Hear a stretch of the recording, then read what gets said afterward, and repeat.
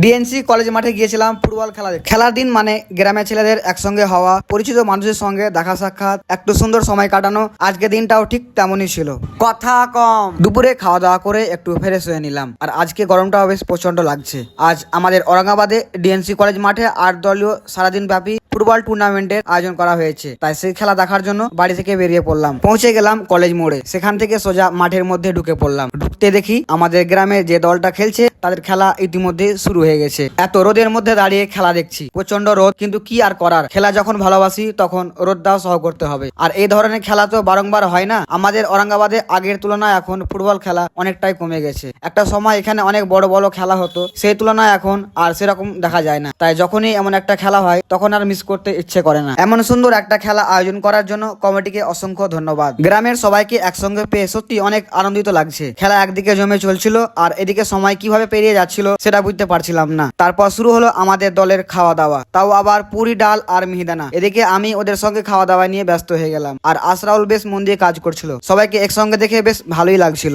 খাওয়া দাওয়াও শেষ আর এদিকে মাঠের খেলাটাও বেশ জমজমাট চলছিল। সত্যি বলতে এই দিনগুলো একসময় আমাদের স্মৃতি হয়ে থেকে যাবে। দু দলের মধ্যে খেলা একদম হাড্ডাহাড্ডি হয়ে গেল আর শেষ পর্যন্ত শুরু হলো পেনাল্টি শুট আউট। বসে বসে পেনাল্টি শুট আউট দেখছিলাম আর দর্শকের উত্তেজনা দেখার মতো ছিল। চলে গেলাম স্টেজের কাছে যেখানে রাখা ছিল জয়ের কাপগুলো। শেষ পর্যন্ত ফাইনালে নূরপুর জিতে গেল। আবারও অসংখ্য ধন্যবাদ কমিটিকে এত সুন্দর একটা টুর্নামেন্ট আয়োজন করার জন্য। আশা করি আগামী দিনে এর থেকে আরো বড় ও সুন্দর টুর্নামেন্ট আয়োজন করবে। আপনাদের এই উদ্যোগ যেন আরো অনেক দূর এগিয়ে যায়।